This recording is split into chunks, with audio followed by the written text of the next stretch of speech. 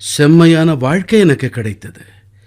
மேலும் என்னுடைய நற்பெயர் என்னவென்றால், சில காலத்துக்கு சில நாட்கள் துறவிகளுக்கிடையே கழிக்க முடிந்தது. அந்த வகையிலே எனக்கு ஆன்மீக அனுபவம் ஏற்பட்டது. அமைப்பு வாயிலாக செம்மையான வாழ்க்கை கிடைத்தது. துறவிகள் வாயிலாக ஆன்மீக அனுபவம் வாய்த்தது. சுவாமி ஆத்மஸ்தானானந்த் போன்றவர்கள் வாழ்க்கை முழுக்க என் கைப்பிடித்து அழைத்துச் சென்றார்கள். ஒவ்வொரு கணமும் எனக்கு வழிகாட்டி கொண்டிருந்தார்கள். ஆக ராமகிருஷ்ண மிஷன், சுவாமி விவேகானந்தர் அவர்களின் வழிகாட்டுதல்கள், சங்கத்தின் சேவை உணர்வு, இவை அனைத்துமே என்னை உருவாக்குவதில் மிகப்பெரிய பங்களிப்பை அளித்திருக்கின்றன. இந்தியான்ற சிந்தனையை அவங்க முன்னெடுத்தாங்க. இந்தியாவை ஒன்றிணைக்கிற ஐடியா எது? ஒரு தேசமா இந்தியா என்பது என்ன? பலதரப்பட்ட சமூகங்கள், கலாச்சாரங்களை ஒருங்கிணைக்கிற அடிப்படை எண்ணம் எது? அதை பத்தி சொல்லுங்க. அதாவது ஒரு பாரதம், இது ஒரு கலாச்சார அடையாளம். ஒரு கலாச்சார ரீதியிலான ஆயிரக்கணக்கான ஆண்டுகள் தொன்மையான நாகரிகம். பாரதத்தின் விசாலத்தன்மையை பாருங்கள். 100க்கும் மேற்பட்ட மொழிகள், ஆயிரக்கணக்கான வழக்கு மொழிகள். நீங்கள் பாரதத்தின் சில மைல்கள் சென்றால், நாங்கள் சொல்லுவோம் 20 மைல்கள் சென்றால் வழக்கு மொழி மாறிவிடும், வழக்கங்கள் மாறிவிடும், சமையல் முறை மாறிவிடும், உடையணிகள் மாறிவிடும். தென்னாடு முதல் வடநாடு வரை தேசம் முழுக்க பன்முகத்தன்மை நிறைந்து கிடக்கிறது. ஆனால் மேலும் ஆழமாக ஆராய்ந்தால் அப்போது உங்களுக்கு ஒரு இழை புலப்படும். எடுத்துக்காட்டாக, எங்கள் நாட்டிலே பகவான் ராமன் பற்றி அனைவருமே விரித்து பேசுவார்கள். ராமனின் பெயரை அனைத்து இடங்களிலும் நீங்கள் கேட்கலாம். ஆனால் நீங்கள் பார்த்தீர்களானால், தமிழ்நாட்டிலிருந்து தொடங்கி ஜம்மு காஷ்மீரம் வரை சென்றால் தங்கள் பெயரிலே ராமன் உடைய பலர் தென்படுவார்கள் உங்களுக்கு. குஜராத்திற்கு சென்றால் ராம்பாய் என்பார்கள், தமிழ்நாட்டுக்கு சென்றால் ராமச்சந்திரன் என்பார்கள், மகாராஷ்டிரம் சென்றால் ராம்பாவு என்பார்கள். அதாவது இந்த சிறப்பு தன்மைதான் பாரதத்தை ஒன்றிணைக்கிறது. எடுத்துக்காட்டாக, நீங்கள் எங்கள் தேசத்தில் நீராடினீர்கள் என்றால் என்ன செய்வீர்கள்? பக்கெட்டிலிருந்து நீரை மொண்டு கொள்வீர்கள்.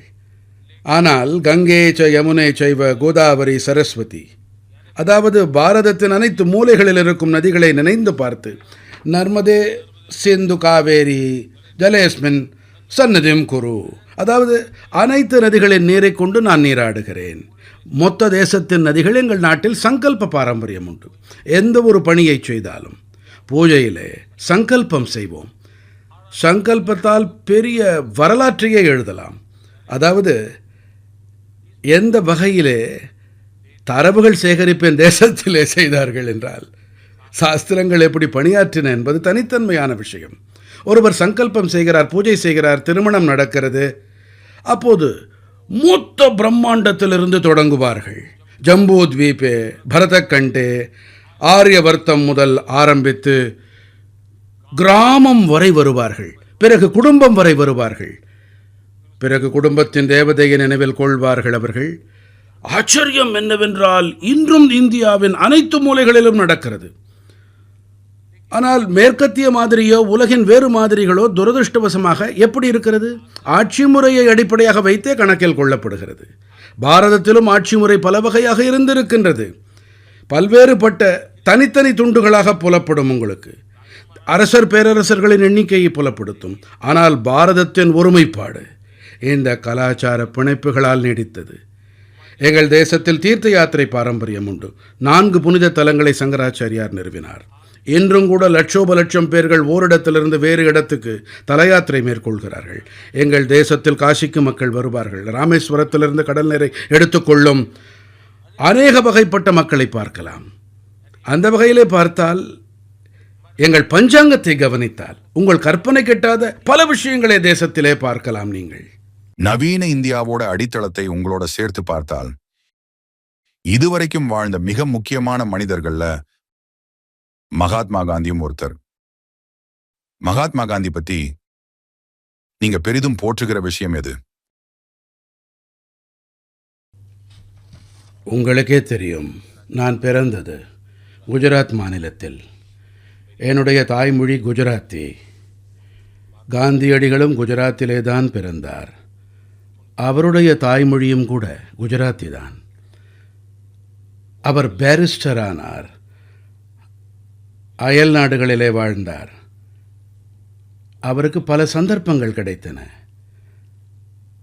ஆனால் உள்ளார்ந்து உறையும் உணர்வு,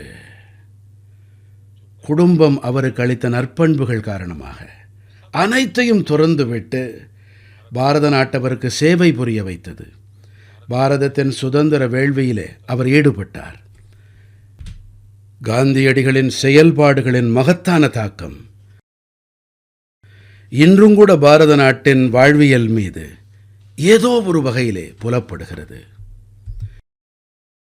மேலும் காந்தியடிகள்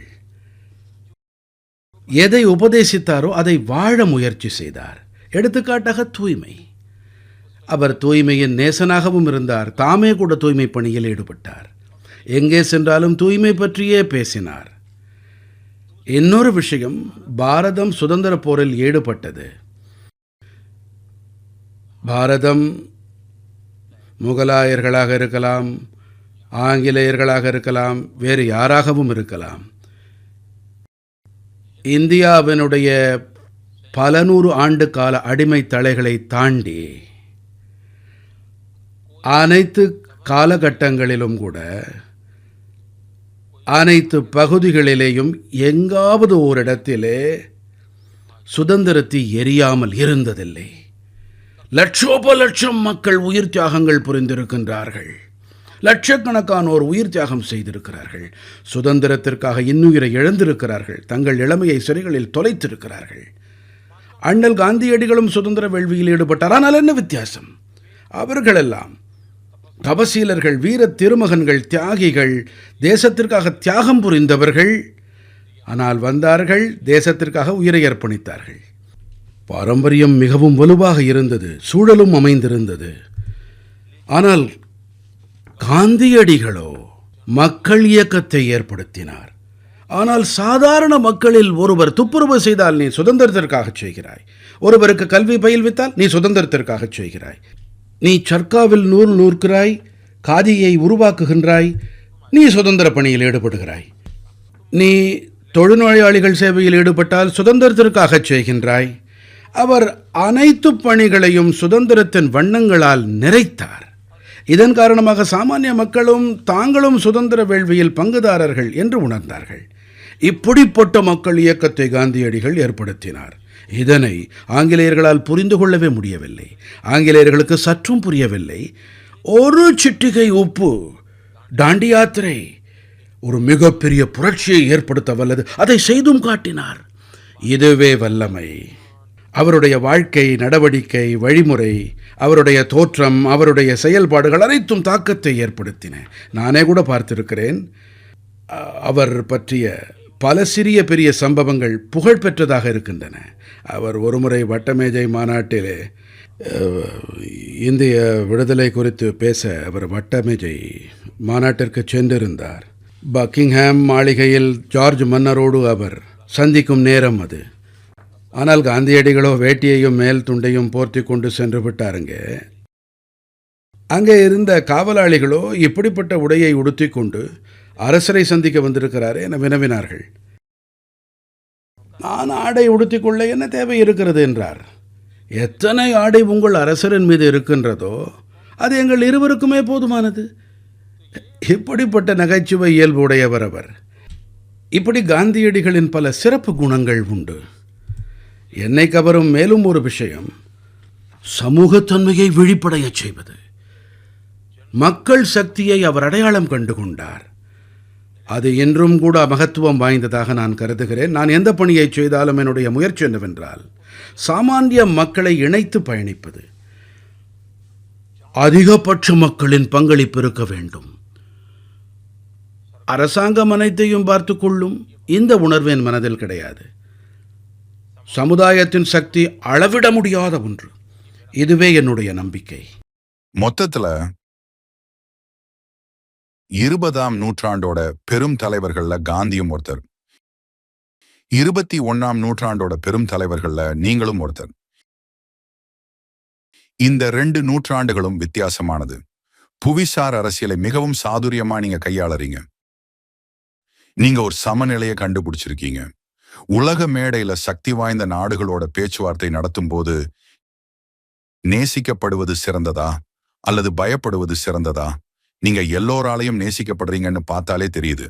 ஆனா எல்லாருக்கும் உங்க பலம் தெரியும், அதை ஃபீல் பண்றாங்க. அந்த சமநிலையை பத்தி சொல்ல முடியுமா? முதல் விஷயம் என்னவென்றால், இப்படி ஒப்பீடு செய்வது உகந்ததாக இருக்காது. அதாவது 20ஆம் நூற்றாண்டின் மாபெரும் தலைவர் காந்தியடிகள், அது 20 ஆகட்டும், 21 ஆகட்டும், 22 ஆகட்டும், காந்தி மாபெரும் தலைவராக அனைத்து நூற்றாண்டுகளுக்கும் இருப்பார். வரவிருக்கும் நூற்றாண்டுகளிலும் காந்தியடிகளே தலைவர். ஏனென்றால் நான் அவரை அந்த பிம்பமாகவே பார்க்கிறேன். இன்றும் கூட அவரை உகந்தவராகவே காண்கிறேன். அதே வேளையிலே மோடி பற்றி பேசினால் என்னிடம் ஒரு பொறுப்பளிக்கப்பட்டிருக்கிறது. ஆனால் என் தேசம் எத்தனை பெரியதோ அதைவிட பெரியதாக பொறுப்பு இல்லை. என் தேசத்தின் மகத்துவத்தை விட தனிநபர் மகத்துவமானவர் அல்ல. என்னுடைய பலம் என்றால் அது மோடி அல்ல, 140 கோடி நாட்டு மக்கள், ஆயிரக்கணக்கான ஆண்டுகள் பழமையான கலாச்சார பாரம்பரியம். இதுவே என் வல்லமையாக நான் எங்கே சென்றாலும் மோதி செல்வதில்லை. பல்லாயிரம் ஆண்டுகள் பழமையான வேதம் தொடங்கி விவேகானந்தர் வரையான பாரம்பரியத்தை 140 கோடி நாட்டு மக்களுடைய கனவுகளையும் எதிர்பார்ப்புகளையும் தாங்கியே நான் பயணிக்கின்றேன். அந்த வகையிலே நான் உலக நாடுகளின் தலைவர்களோடு கைகுலுக்கும் போது மோடி கைகுலுக்கவில்லை, 140 கோடி மக்கள் கைகள் குலுக்குகிறார்கள். வல்லமை மோடியுடையது கிடையாது, வல்லமை பாரதத்தினுடையது. மேலும் இதுவேதான் காரணம். எனக்கு நினைவிருக்கிறது, 2013 என்னுடைய கட்சி என்னை பிரதம மந்திரி வேட்பாளராக தேர்வு செய்த போது என்னை பற்றி ஒரே ஒரு விமர்சனம்தான் முன்வைக்கப்பட்டது. அது பரவலாகவும் பேசப்பட்டது. மோடி ஒரு மாநிலத்தின் தலைவர் தானே, ஒரு மாநிலத்தை மட்டுமே நிர்வகித்திருக்கிறார். அவருக்கு அயலுறவு பற்றி என்ன தெரியும்? அவர் அயல் நாடுகளுக்கு சென்று என்ன செய்வார்? இப்படி பல விஷயங்கள் பேசப்பட்டன.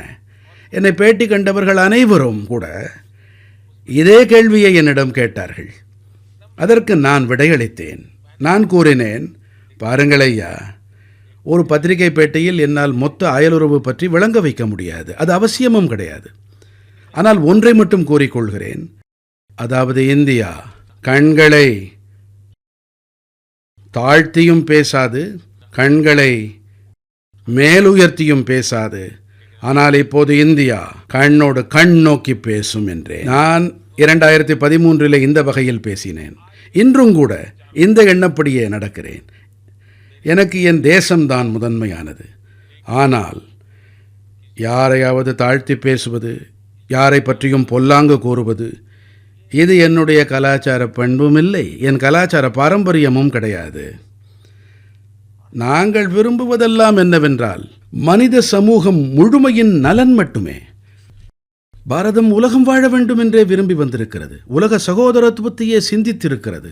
பல நூற்றாண்டுகள் முன்னரே கூட உலகையே ஓர் குடும்பமாக பார்த்தவர்கள் நாங்கள். ஒட்டுமொத்த பிரம்மாண்டத்தின் நலன் பற்றி சிந்திக்கும் மக்கள் நாங்கள். அந்த வகையிலே நீங்களே கவனித்திருக்கலாம், நமது உரையாடலில் என்ன நடக்கிறது. நான் உலகத்தின் முன்பாக பல்வேறு கருத்துக்களை முன்வைத்தேன். அந்த கருத்துக்களை நீங்கள் ஆராய்ந்து பாருங்கள். எடுத்துக்காட்டாய் ஒரு விஷயம் கூறியிருந்தேன். சுற்றுச்சூழல் பற்றி விவாதிக்கும் போது நான் கூறினேன், ஒரு சூரியன், ஒரு உலகம், ஒரு மின் தொகுப்பு. இது ஒரு பக்கம் கோவிட் வாட்டிக்கொண்டிருந்த போது G20 நான் தான் பேசியிருந்தேன். நான் கூறினேன், ஐயா, எங்களுடைய ஒரு ஆரோக்கியம் பற்றிய கோட்பாட்டை நாம் மேம்படுத்த வேண்டும் என்றேன். அதாவது எப்போதுமே என்னுடைய முயற்சி என்னவாக இருந்தது என்றால், எடுத்துக்காட்டாய் G20 என்னுடைய லோகோ ஒரு பூமி, ஒரு குடும்பம், ஒரு எதிர்காலம். அனைத்து விஷயங்களிலும் எங்களை வார்த்தெடுக்கும் பண்பான ஒற்றுமையை இணைத்தோம். இப்போது நாங்கள் புதுப்பிக்க வல்ல எரிசக்தி தொடர்பான இயக்கத்தை முடுக்கினோம். சர்வதேச சூரிய சக்தி கூட்டமைப்பை ஏற்படுத்தினோம். நாங்கள் ஒரு சூரியன், ஒரு உலகம், ஒரு மின் தொகுப்பு. உலகம் தொடர்பாக இதே உணர்வு. கோவிட் காலத்தில் ஆரோக்கியம் தொடர்பாக ஒரு பூமி ஒரு ஆரோக்கியம் என்று சொன்னோம். ஒரு பூமி ஒரு ஆரோக்கியம் எனும்போது அனைத்து உயிர்களும், அது தாவரங்களாகட்டும், விலங்கினங்களாகட்டும் அல்லது மனிதர்களாகட்டும், அதாவது எப்போதும் எங்கள் முயற்சி என்னவென்றால், உலகத்தின் நலனுக்கு ஆதாரமான விஷயங்கள் தொடர்பாக நாம் முயற்சி செய்ய வேண்டும். நாம் அனைவரும் இணைந்து செயல்பட வேண்டும். அடுத்தபடியாக, இன்று உலகம் ஒன்றோடு ஒன்று இணைக்கப்பட்டிருக்கிறது. தனியாக யாராலும் செயல்பட முடியவே முடியாது. இன்று உலகம் ஒன்றை ஒன்று சார்ந்திருக்கிறது. தனியாக எதையும் செய்ய முடியாது. அந்த வகையிலே அனைவரோடும் இணைந்து செயல்படும் பழக்கத்தை ஏற்படுத்த வேண்டும். மேலும் அனைவரும் அனைவரோடும் இசைவாக பயணிக்க வேண்டும். நாம் இந்த பணியை முன்னெடுக்க முடியும். ஐக்கிய நாடுகள் சபை, ஐநா போன்ற அமைப்பு பிறந்தது உலகப் போருக்கு பின்னால். ஆனால் காலத்தால் அதில் மேற்கொள்ள வேண்டிய சீர்திருத்தங்கள் நடக்கவில்லை. இதன் காரணமாக அதனால் எத்தனை செய்ய முடிந்தது, செய்ய முடியவில்லை என்ற விவாதங்கள் நடக்கின்றன. உங்களோட அனுபவம் பத்தி சொன்னீங்க. உங்களுக்கு திறமை இருக்கு. இன்னைக்கு உலகத்தோட மிகப்பெரிய அமைதி தூதரா மாறத்துக்கு உங்ககிட்ட புவிசார் அரசியல் செல்வாக்கு இருக்கு. பல போர்கள் நடந்துட்டு இருக்கு. அமைதியை உருவாக்க நீங்க என்ன பண்ணுவீங்க? போர் செய்யற 2 நாடுகளுக்கு மத்தியில எப்படி அமைதியை கொண்டு வருவீங்க? உதாரணத்துக்கு ரஷ்யா, உக்ரைன். கவனிங்கள், நான் பிரதிநிதியாக விளங்கும் தேசம் பகவான் புத்தனின் பூமியாகும். நான் பிரதிநிதியாக விளங்கும் தேசம் பகவான் காந்தியடிகளின் பூமியாகும். இவர்கள் எப்படிப்பட்ட மாமனிதர்கள் என்றால், இவர்களுடைய உபதேசங்கள், இவர்களின் சொல், செயல், நோக்கம் முழுமையாக அமைதிக்கே அர்ப்பணிக்கப்பட்டவை. அந்த வகையிலே கலாச்சார ரீதியாக, வரலாற்று ரீதியாக எங்களுடைய பின்புலம் எந்த அளவுக்கு பலமானதென்று சொன்னால், நாங்கள் அமைதி குறித்து பேசும் வேளையிலே உலகம் எங்களுக்கு செவிமடுக்கிறது. ஏனென்றால் இது புத்தனின் பூமி, இது காந்தியடிகளின் பூமி. உலகம் நாங்கள் சொல்வதை கேட்கிறது. மேலும் நாங்கள் போரின் தரப்பாளர்கள் அல்ல, நாங்கள் சமரசத்தின் ஆதரவாளர்கள். நாங்கள் இயற்கையோடும் பிணைக்கை விரும்பவில்லை. நாங்கள் நாடுகளுக்கிடையேயும் போரை விரும்பவில்லை. நாங்கள் சமரச விரும்பும் மக்கள். இதில் எங்களால் பங்களிப்பு எதுவும் அளிக்க முடிந்தால் நாங்கள் எப்போதுமே முயன்று வந்திருக்கின்றோம். எடுத்துக்காட்டாக, எங்களுக்கு ரஷ்யாவுடனும் நெருங்கிய உறவு, உக்ரைனுடனும் நெருங்கிய உறவு. என்னால் ஜனாதிபதி புட்டினுடன் அமர்ந்து கொண்டு உலகிற்கு உரைக்க முடியும், இது போருக்கான காலம் அல்ல என்று. நான் ஜெலன்ஸ்கிக்கும் ஒரு நண்பன் என்ற முறையிலே கூற முடியும், ஐயா, உலகம் எத்தனைதான் உங்களுக்கு துணையா நின்றாலும் போர்க்களத்திலே எப்போதுமே முடிவுகளை காண முடியாது. முடிவுகள் எப்போதுமே மேஜையிலே தான் எட்ட முடியும். முடிவுகளை எப்போது எட்ட முடியும் என்றால், அந்த மேஜையிலே உக்ரைனும் ரஷ்யாவும் இருவரும் இருக்கும்போது தான். உலகனைத்தும் உக்ரைனுக்கு ஆதரவாக என்னதான் மண்டையை உடைத்துக் கொண்டாலும் அதனால் முடிவுகளை எட்ட முடியாது. இருதரப்பும் இருக்க வேண்டியது அவசியம். தொடக்கத்தில் புரிய வைக்க முடியவில்லை. ஆனால் இன்று ஏற்பட்டிருக்கும் சூழ்நிலை காரணமாக எனக்கு என்ன தோன்றுகிறது என்றால், ரஷ்யா, உக்ரைன் இருவரும், நான் நம்பிக்கையாளன், அவர்கள் நிறைய இரத்தம் சிந்தி இருக்கிறார்கள். உலகிற்கும் நிறைய இழப்பு, உலக தென்னாடுகளுக்கு நிறைய இழப்பு ஏற்பட்டிருக்கிறது. உலகம் முழுவதிலும் உணவு, எரிபொருள் மற்றும் உரங்கள் சங்கடம் ஏற்பட்டிருக்கிறது. மிக விரைவாக அமைதி திரும்ப வேண்டும் என்று உலகம் விரும்புகிறது. நான் அமைதியின் தரப்பாளன் என்று எப்போதுமே கூறி வந்திருக்கின்றேன். நான் சார்பில்லாதவன் இல்லை, நான் அமைதி தரப்பாளன் தான். தொடர்ந்து முயன்று வருகின்றேன். இந்தியா பாகிஸ்தான் நடுவுல இன்னொரு கடினமான உறவு மற்றும் பகையோட வரலாறு இருக்கு. உலகத்திலேயே தீவிரமான மோதல்கள்ல அதுவும் ஒண்ணு. மாறுபட்ட சித்தாந்தங்களை கொண்ட 2 பெரிய அணுசக்திகள். நீங்க மாபெரும் அமைதி தூதர். ஒரு தொலைநோக்கு பார்வையா இந்தியா பாகிஸ்தானுக்கு நடுவுல நட்பு, அமைதி, நல்லுறவு உருவாக என்ன வழின்னு நினைக்கிறீங்க? ஒரு விஷயம், வரலாற்றின் சில விஷயங்கள் பற்றி உலகில் பலருக்கு தெரிவதில்லை. 1947க்கு முன்பாக சுதந்திர போராட்டத்திலே அனைவரும் இணைந்தே போராடி வந்தார்கள்.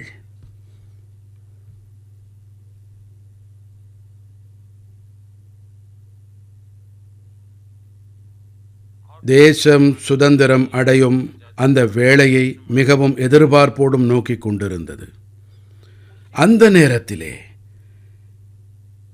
என்ன சங்கடம் இருந்ததோ அதன் பல தரப்புகள் பற்றி நீண்ட விவாதங்களில் நாம் ஈடுபடலாம்.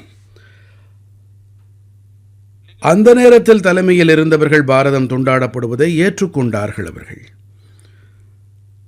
முசல்மான்களுக்கென தனி தேசம் வேண்டுமென்றால் அதை அழித்து விட்டுங்கள் அப்படி உணர்ந்தார்கள். பாரத தேசத்தவர்கள் நெஞ்சினில் கடும் பாறையை தாங்கி மிகுந்த வலியோடு இதையும் ஏற்றுக்கொண்டார்கள். ஆனால் ஏற்றுக்கொண்ட போதும் கூட அதன் விளைவாக உடனடியாக லட்சக்கணக்கான பேர்கள் படுகொலை செய்யப்பட்டார்கள். பாகிஸ்தானிலிருந்து பாரதம் நோக்கி வந்த பல ரயில்களில் மக்களின் சடலங்கள், உடல் பாகங்கள் வந்த வண்ணம் இருந்தன. பயங்கரமான காட்சி இது. அவர்கள் வேண்டியது கிடைத்த பிறகு என்ன உணர்ந்திருக்க வேண்டும்? நமக்கு கிடைத்து விட்டது. பாரதவாசிகள் கொடுத்து விட்டார்கள். பாரதத்திற்கு நன்றி தெரிவிப்பதற்கு பதிலாக அவர்கள் தொடர்ச்சியாக பாரதத்துடன் போர்ப்பாதையை தேர்ந்தெடுத்தார்கள். இப்போது மறைமுக போர் நடக்கிறது. இதில் சித்தாந்தம் எதுவும் கிடையாது. இது சித்தாந்த போரே அல்ல. மக்களை கொல், சிதை, தீவிரவாதிகளை ஏற்றுமதி செய்யும் வேலை நடக்கிறது. இது எங்களுக்கு எதிராக மட்டுமல்ல. இப்போது உலகத்திலே எங்கெல்லாம் தீவிரவாத சம்பவம் நடக்கிறதோ ஏதோ ஒரு வகையிலே அதன் ஆணிவேர் பாகிஸ்தானிலே அகப்படுகிறது. பாருங்கள், 9/11 எத்தனை பெரிய சம்பவம் நடந்தது அமெரிக்காவிலே.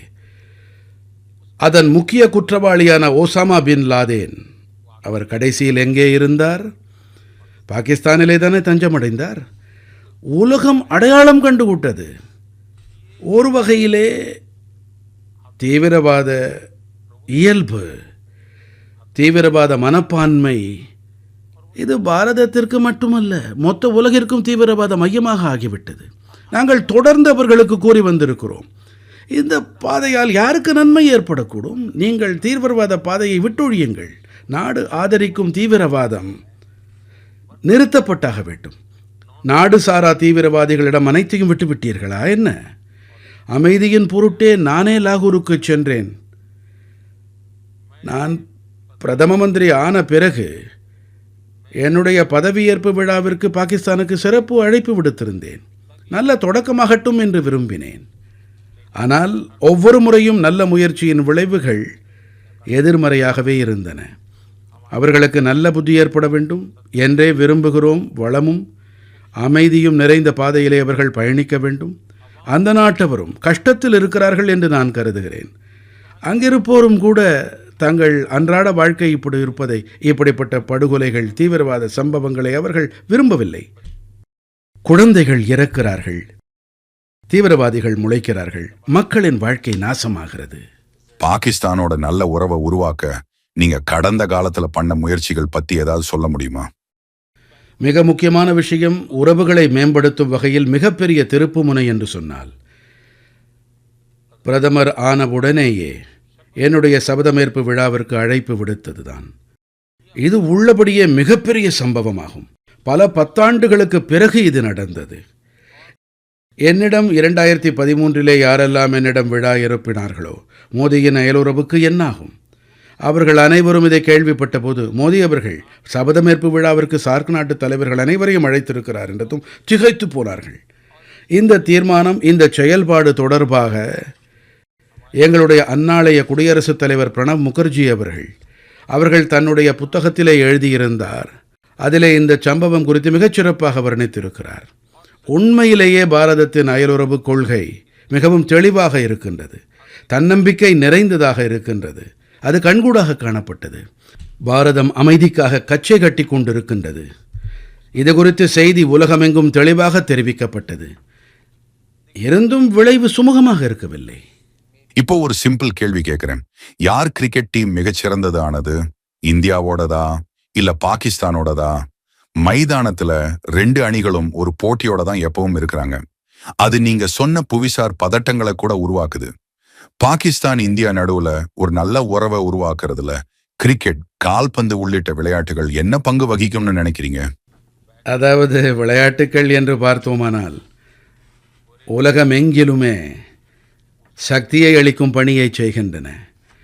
விட்டு கொடுக்கும் தகைமை அனைவரையும் இணைக்கும் பணியை ஆற்றுகின்றது. நான் விளையாட்டுகளுக்கு அவப்பெயர் ஏற்படுவதை விரும்பவில்லை. மனித வளர்ச்சியின் மிக முக்கியமான காரணியாக விளையாட்டுக்களை நான் கருதுகிறேன்.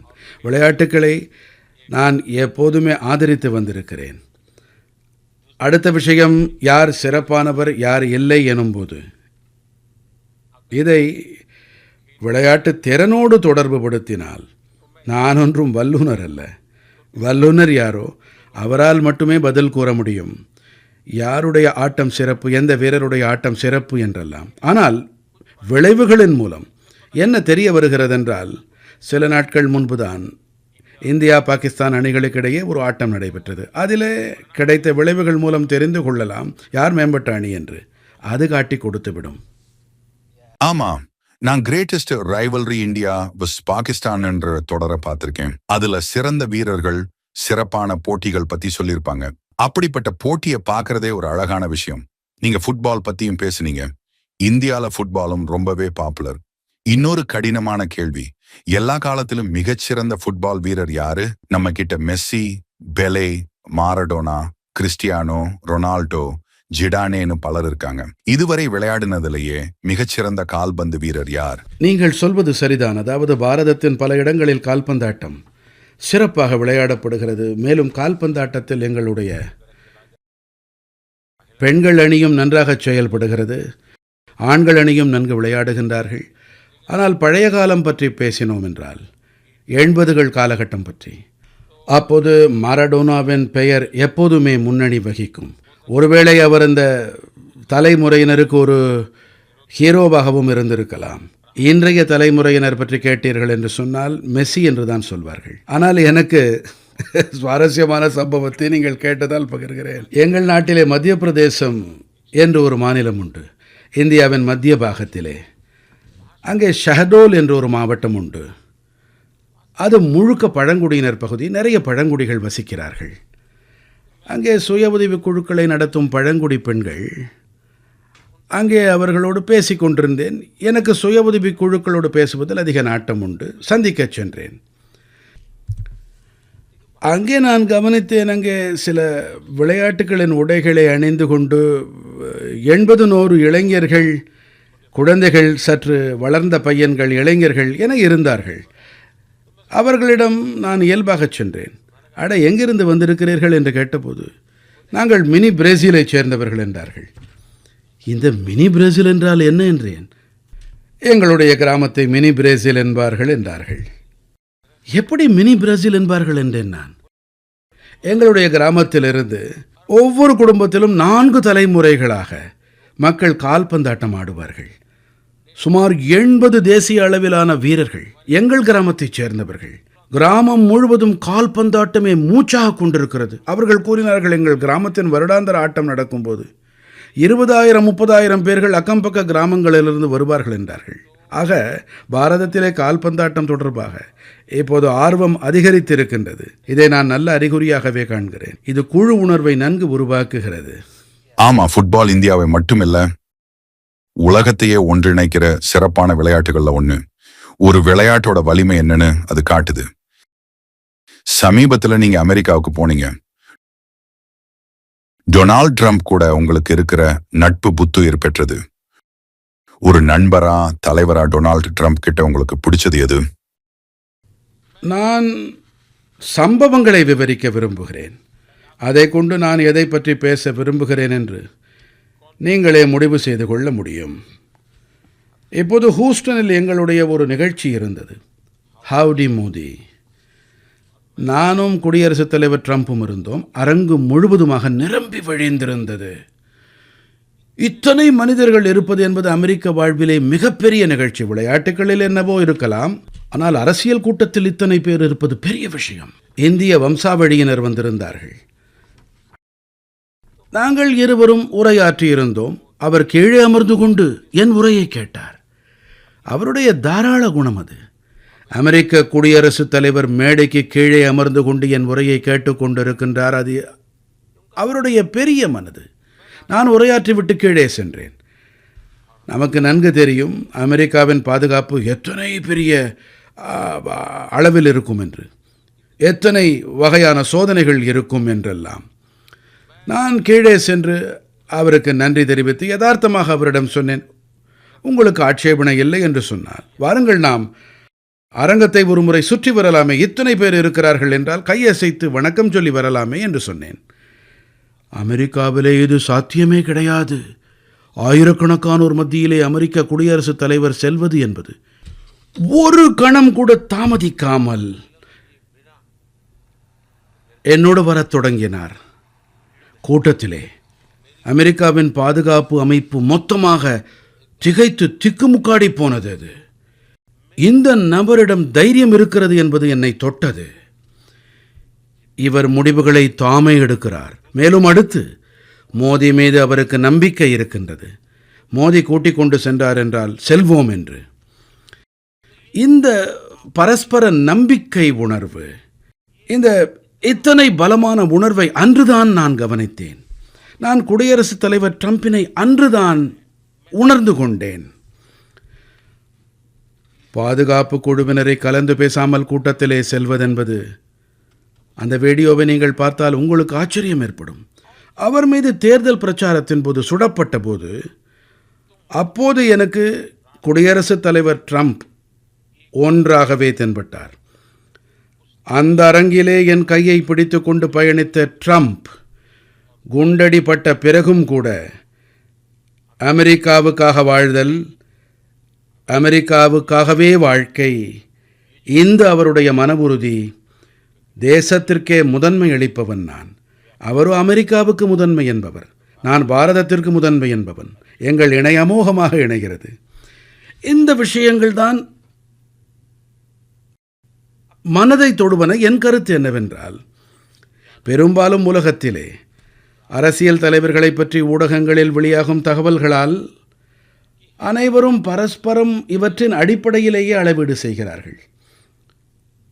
ஒருவருக்கொருவர் கலந்து பேசி உரையாடி ஒருவரை ஒருவர் தெரிந்து கொள்வதே இல்லை. மூன்றாம் அவர்களின் இடையீடுகளும் அழுத்தத்துக்கான மேலும் ஒரு காரணம். நான் முதன்முறையாக வெள்ளை மாளிகைக்கு சென்றபோது, அப்போது குடியரசுத் தலைவர் ட்ரம்ப் குறித்து ஊடகங்களில் வெளியான பல விஷயங்கள் முதன்முறையாக வந்திருந்தார். உலகம் சற்று வித்தியாசமாகவே அவரை கவனித்தது. எனக்கும் பல வகையாக தெரிவிக்கப்பட்டது. நான் வெள்ளை மாளிகைக்கு சென்றபோது முதல் நிமிடத்திலேயே அவர் புரோட்டோகாலின் அனைத்து சுவர்களையும் தகர்த்து விட்டார். மொத்த வெள்ளை மாளிகையையும் சுற்றி காட்ட அவரே வந்தார். என்னோடு எனக்கு காட்டிக் கொண்டிருந்த போது அவர் கைகளில் எந்த காகிதமும் இல்லை என்பதை கவனித்தேன். துண்டு சீட்டு ஏதும் இல்லை, சொல்பவர்கள் யாரும் கிடையாது. எனக்கு விளக்கினார். ஆப்ரஹாம் லிங்கன் இங்கே வசித்தார். இந்த தாழ்வாரம் ஏன் இத்தனை நீளமாக இருக்கிறது, இந்த மேஜையில் எந்த குடியரசுத் தலைவர் கையெழுத்து இட்டார், தேதி வாரியாக சொன்னார் அவர். எனக்குள் அது பெரிய பதிவை ஏற்படுத்தியது. இந்த அமைப்பை எந்த அளவுக்கு கௌரவிக்கிறார் என்று, எந்த அளவுக்கு அமெரிக்க வரலாற்றோடு அவருக்கு ஈடுபாடு இருந்தது என்பது தெரிந்தது. எத்தனை மரியாதை இருந்தது அதை உணர்ந்தேன். திறந்த மனத்தோடு நிறைய விஷயங்களை பற்றி பேசினார். என்னுடைய முதல் சந்திப்பின் அனுபவம் அது. நான் மேலும் கவனித்தேன், அவர் அப்போது முதல் முறைக்கு பிறகு அந்த தேர்தலில் பைடன் வெற்றி பெற்றார். இது 4 ஆண்டு காலம்.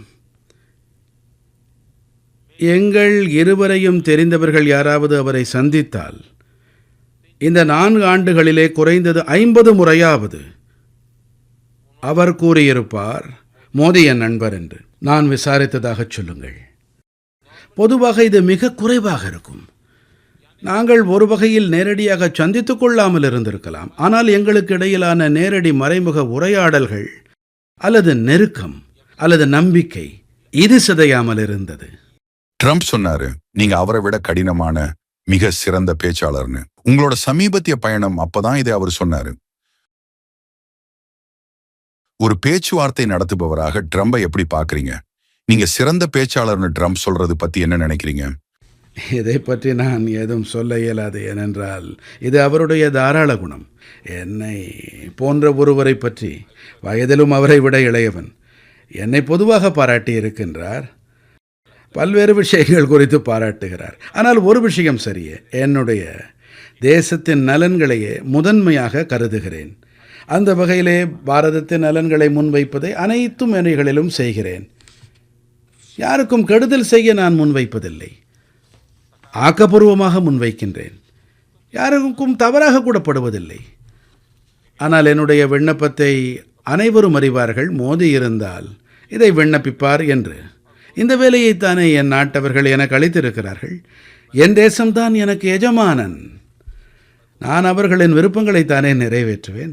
நீங்க அமெரிக்கா போயிருந்தப்போ எலான் மஸ்க், ஜேடி வான்ஸ், துளசி கப்பாட், விவேக் ராமசாமின்னு நிறைய பேரை சந்திச்சு பேசுனீங்க. அந்த சந்திப்புகள்ல நடந்தது என்ன? அதில் உங்கள் மனசில் பதிந்த நினைவுகள் என்ன?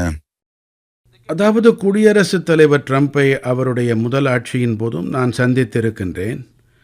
இரண்டாவது ஆட்சியின் போதும் பார்த்தேன். இந்த முறை முன்பை விட அதிகமாக அவர் தயாராக இருக்கிறார்.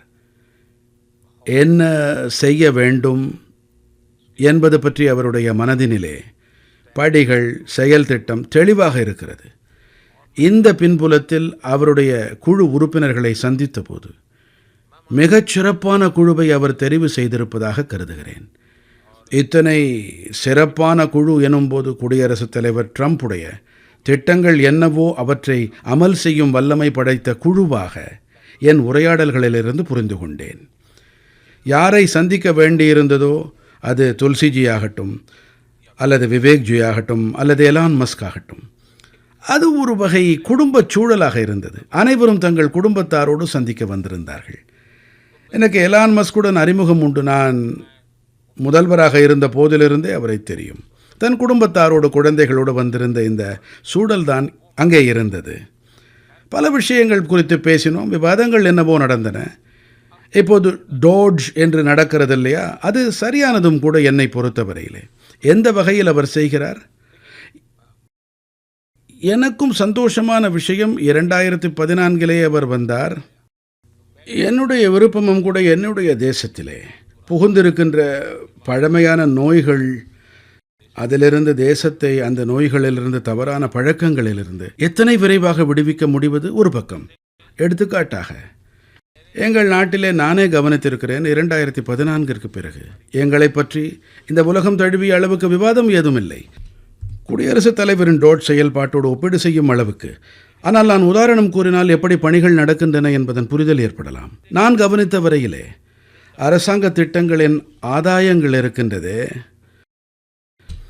குறிப்பாக மக்கள் நலன் தொடர்பான பணிகள், இதனால் ஆதாயம் பெற்ற சில பேர் பிறப்பே எடுத்தது கிடையாது.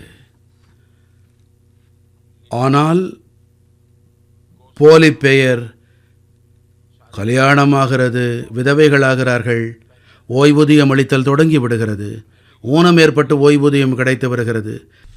நான் இதை நன்கு ஆராயத் தொடங்கிய போது நீங்களே ஆச்சரியப்பட்டு போவீர்கள். 100 மில்லியன், அதாவது 10 கோடி பேர்கள், இப்படிப்பட்ட 10 கோடி போலி பெயர்கள், அவர்களை அமைப்பிலிருந்து வெளியேற்றினேன். மேலும் இதன் காரணமாக பணம் மிச்சமானது. நானும் நேரடியாக பணத்தை வங்கியில் போடுவதை தொடங்கினேன். டெல்லியிலிருந்து அளிக்கப்படும் பணம் நேரடியாக அவர்களின் வங்கி கணக்கை சென்று சேர வேண்டும். இவை காரணமாக என் தேசத்தின் சுமார் 3 லட்சம் கோடி ரூபாய்கள் மிச்சப்படுத்தப்பட்டு தவறான கைகளுக்கு சென்ற பணம் மிச்சமாகி இருக்கின்றது. நேரடி ஆதாய பரிமாற்றம் காரணமாக தொழில்நுட்பத்தை முழுமையாக நான் பயன்படுத்துகிறேன். இடைத்தரகர்கள் நீக்கப்பட்டார்கள். அரசாங்கத்திலே நாங்கள் பொருட்களை வாங்க ஜெம் தளத்தை தொழில்நுட்ப உதவியோடு உருவாக்கினோம். ஆக அரசாங்கத்துக்கும் வாங்குவதில் செலவும் நேரமும் மிச்சப்படுகிறது. போட்டித்தன்மை இருக்கிறது, நல்ல பொருட்கள் கிடைக்கின்றன. அரசாங்கத்தில் தகவிணக்கங்கள் அதிகம் இருக்கின்றன. நாங்கள் 40,000 தகவணக்கங்களுக்கு முடிவு கட்டினோம். ஏராளமான பழைய சட்டங்கள் இருந்தன, அவசியமே இருக்கவில்லை. சுமார் 1500 சட்டங்களுக்கு முடிவு கட்டினோம். ஆக நானும் ஒரு வகையிலே அரசாங்கத்திலே இந்த மாதிரியான விஷயங்கள் ஆளுமை செலுத்தி வந்தன. இவற்றிலிருந்து விடுதலை அளித்தோம். இந்த விஷயங்கள் எல்லாம் அன்றாட பணிகளில் இவை பற்றி விவாதம் செய்வது இயல்பான ஒன்றாக இருக்கின்றது. நீங்களும் ஷி ஜின்பிங்கும் நண்பர்களா கருதப்படுறீங்க. சீனாவுடனான பேச்சுவார்த்தை மற்றும் ஒத்துழைப்பு நடவடிக்கைகளை தொடரவும் சமீபத்திய பதட்டத்தை குறைக்கவும் அந்த நட்பை எப்படி மறுபடியும் உருவாக்க போறீங்க? அதாவது பாரதம் மற்றும் சீனாவுக்கிடையே தொடர்பு இது ஒன்றும் இன்று நேற்றல்ல. இரண்டுமே பழமையான கலாச்சாரங்கள், பழமையான நாகரிகங்கள். மேலும் நவீன உலகத்திலும் கூட இரண்டின் பங்குபணி இருக்கிறது. நீங்கள் பழைய பதிவுகளை பார்த்தீர்களானால் பல நூற்றாண்டுகளாக இரண்டும் ஒன்றிடமிருந்து மற்றது கற்று வந்திருக்கின்றன. இரண்டும் இணைந்து உலகத்தின் நன்மைக்காக பங்களிப்பு அளித்து வந்திருக்கின்றன. உலகின் பழைய பதிவுகளை பார்த்தால் புரியும். உலகத்தின் ஜிடிபியிலே அதன் 50% இந்த இரு நாடுகளுடையதாக இருந்தது. இத்தனை பெரிய பங்களிப்பு பாரதத்தினுடையதாக இருந்தது. மேலும் நான் ஏற்றுக்கொள்ளுகிறேன், இத்தனை சக்தியுடைய தொடர்புகள் இருந்தன, இத்தனை ஆழமான கலாச்சார தொடர்புகள் இருந்தன. மேலும் முந்தைய நூற்றாண்டுகளில் இருவருக்கும் இடையே பிணக்குக்கான எந்த சான்றுகளும் இல்லை. எப்போதுமே ஒன்றிடமிருந்து மற்றது கற்பது, ஒன்றையொன்று அறிவது என்பதாகவே இருந்தது. மேலும் புத்தரின் தாக்கம் ஒரு காலத்தில் சீனாவில் நிறைய இருந்தது. இங்கிருந்து தான் அந்த சிந்தனை சென்றது.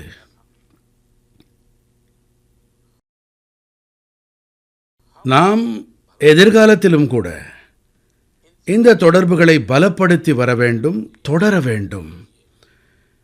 இந்த மாதிரியான அண்டை நாடுகள் என்றால் ஏதோ வகையில் கருத்து வேறுபாடுகள் இருக்கத்தானே செய்யும்.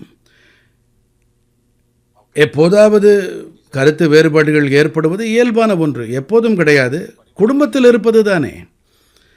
ஆனால் எங்களுடைய முயற்சி வேறுபாடுகள் என்னென்ன இருக்கிறதோ அவை பிணக்குகளாக ஆகக்கூடாது. இந்த நோக்கில் எங்கள் முயற்சி இருக்கிறது. இந்த வகையிலே தான் நாங்கள் மோதல்கள் அல்ல, பேச்சுவார்த்தை இதை தொடர அழுத்தமளிக்கிறோம். அந்த நிலையில்தான் ஒரு சீரான கூட்டுறவான உறவு, மேலும் இரு நாடுகளுக்கு இடையே சிறந்த நலன்களுக்காக இருக்கும். இது உண்மைதான். எங்களுடைய எல்லை விவாதம் தொடர்ந்து நடக்கிறது. 2020 எல்லையிலே நடந்த சம்பவங்கள், இதன் காரணமாக எங்களுக்கிடையே கணிசமான பிளவு ஏற்பட்டது. ஆனால் இப்போது குடியரசுத் தலைவர் ஜியை நான் சந்திக்க நேர்ந்தது. அதன் பிறகு எல்லையிலே இருந்த அழுத்தங்கள் இழக்கப்பட்டிருக்கின்றன. 2020க்கு முந்தைய நிலையை எட்ட பணியாற்றி வருகின்றோம். நாங்கள் இப்போது மெல்ல மெல்ல அந்த நம்பிக்கையும் அந்த உற்சாகமும் அந்த ஆர்வமும் மீட்டெடுக்கப்படும். இதற்கு சற்று காலமாகும். இடையே 5 ஆண்டுகள் இடைவெளி ஆகிவிட்டது. நாங்கள் ஒற்றுமையாக இருப்பது ஆதாயமானது மட்டுமல்ல, அதோடு உலகளாவிய நிலைத்தன்மை மற்றும் வளத்துக்கும் அவசியமானதும் கூட. 21ஆம் நூற்றாண்டு ஆசியாவின் நூற்றாண்டு எனும்போது நாங்கள் விரும்புவது பாரதம் சீனத்திற்கு இடையே உரசல்கள் எல்லாம் இயல்பானது தான். உரசல்கள் மோசமானவை அல்ல, அவை மோதல்களாக மாறக்கூடாது. உலக போர் சூழல் இருக்கிறதால உலகமே கவலையில இருக்கு. உக்ரைன் விஷயத்துல அமெரிக்கா சைனா இடையிலான மோதல், ஐரோப்பாவில் ரஷ்யாவின் அழுத்தம், இஸ்ரேலில் மத்திய கிழக்கு நாடுகளின் அழுத்தம். 21ஆம் நூற்றாண்டுல நாம எப்படி உலகப் போரை தவிர்க்கிறது? மோதல் போக்கையும் சண்டைகளையும் எப்படி தவிர்க்கிறது? அதாவது கோவிட் பெருந்தொற்று நாம் அனைவரின் வரம்புகளை வெளிச்சம் போட்டு காட்டிவிட்டது. நாம் எத்தனைதான் நம்மை பலமான தேசம் என்று நினைத்து கொண்டாலும், வளர்ச்சி அடைந்தவர்களாக நினைத்து கொண்டாலும், விஞ்ஞான வளர்ச்சி அடைந்தவர்களாக கருதினாலும், எதுவாக இருந்தாலும் அவரவர் நினைப்புக்கேற்ப. ஆனால் கோவிட் காலத்தில் நாம் அனைவரும் தரையிறக்கப்பட்டோம். உலகின் அனைத்து தேசங்களும் அப்போது உலகம் இதிலிருந்து கற்கும் என்று தோன்றியது. நாம் ஒரு புதிய உலக வரிசை நோக்கி செல்வோம் என்று நினைத்தோம். அதாவது இரண்டாம் உலகப் போருக்கு பிறகு ஒரு உலக வரிசை உருவானது. அப்படி கோவிடுக்கு பிறகும் ஏற்படும் என்று நினைத்தோம். ஆனால் துரதிர்ஷ்டவசமாக நிலைமை என்னவானதென்றால், அதாவது அமைதியை நோக்கி செல்வதற்கு பதிலாக உலகம் பிளவுபட்டது. நிச்சயமற்ற ஒரு நிலைமை உருவானது. போர்கள் அதை மேலும் சிக்கலாக்கியது. என்ன நினைக்கிறேன் என்றால், நவீன யுத்தங்கள் வெறும் ஆதாரங்கள் அல்லது நாட்டங்களுக்காக மட்டுமல்ல. இன்று நான் பார்க்கும்போது இத்தனை பல வகையான மோதல்கள் நடைபெற்று வருகின்றன. புறப்போர்கள் பற்றி விவாதிக்கப்பட்டாலும் அனைத்து துறைகளிலும் மோதல்கள் இருக்கின்றன. சர்வதேச அமைப்பு தோன்றியது. இது கிட்டத்தட்ட பொருத்தமற்றதாக ஆகிவிட்டது. சீர்திருத்தம் இல்லை. ஐநா போன்ற அமைப்புகள் தங்கள் பங்களிப்பை ஆற்ற முடியவில்லை. உலகத்திலே யாரெல்லாம் சட்டத்தை விதிகளை பொருட்படுத்தாமல் அனைத்தையும் செய்கிறார்கள், யாராலும் தடுக்க முடியவில்லை. இத்தகைய சூழ்நிலையிலே புத்திசாலித்தனம் என்னவென்றால், அனைவரும் மோதல்கள் பாதையை விடுத்து சமரச பாதையை கைக்கொள்ள வேண்டும்.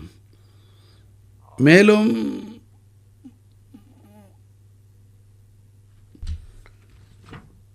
வளர்ச்சி பாதையே சரியானது, விஸ்தாரிப்பு பாதை தவறானது. நான் முன்னரே கூறியது போல உலக நாடுகள் ஒன்றையொன்று சார்ந்துள்ளன, தொடர்புடையன. அனைவருக்கும் பரஸ்பர தேவை இருக்கிறது. தனியாக எதையும் சாதிக்க முடியாது. நான் கவனித்த வரையில் எத்தனையோ பல வகையான மேடைகளுக்கு நான் செல்ல வேண்டியிருந்தாலும் அதிலே அனைவரையும் கவலை அரித்தெடுக்கிறது மோதல் பற்றி. அதிலிருந்து விரைவாக விடுதலை கிடைக்க வேண்டும் என்று நம்புகின்றோம். நான் இதுல சிறந்தவன் இல்லை. நீங்கள் கடிகாரத்தை பார்க்கிறீர்கள். இல்ல, நான் என்ன செய்யறேன்னு எனக்கே தெரியல பிரதமர் அவங்களே. நான் இதுல கைதேர்ந்தவன் இல்ல. சரி, உங்க வாழ்க்கையில உங்க வேலை எல்லாத்தையும் கடந்து வந்திருக்கீங்க. இந்திய வரலாற்றுல ரொம்ப கடினமான நேரங்களை நீங்க பார்த்திருப்பீங்க. அதுல ஒண்ணு 2002 நடந்த குஜராத் கலவரம். நவீன இந்தியாவோட வரலாற்றுல ரொம்ப சோதனையான காலங்கள் அதுவும் ஒண்ணு. குஜராத்தோட இந்து மற்றும் முஸ்லிம் மக்களுக்கு நடுவுல கலவரம் ஏற்பட்டப்போ சுமார் 1000 பேர் இறந்து போனாங்க. அந்த பகுதியில இருந்த மத ரீதியான பதற்றத்தை அந்த கலவரம் காட்டுச்சு. அந்த நேரத்துல நீங்க குஜராத்தோட முதல்வரா இருந்தீங்க. திரும்பி பார்க்கும்போது அதுல இருந்து நீங்க என்ன பாடம் கத்துக்கிட்டீங்க? நான் இதையும் சொல்லி ஆகணும்.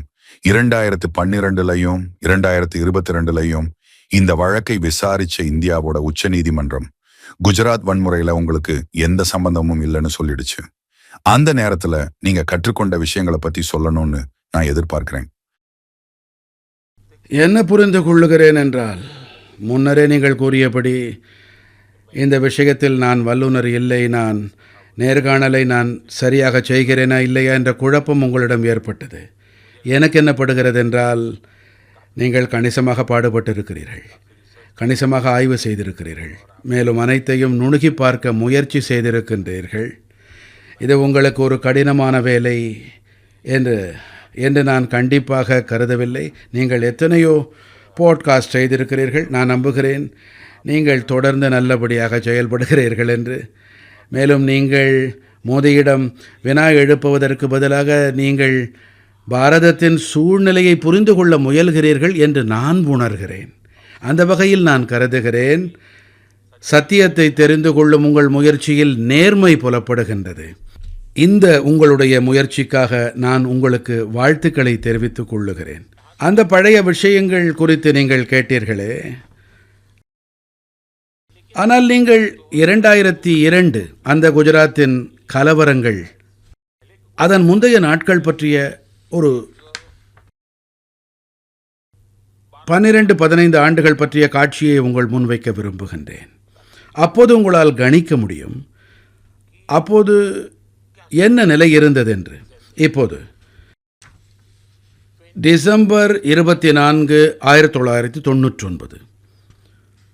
அதாவது 3 ஆண்டுகள் முந்தைய விஷயம்.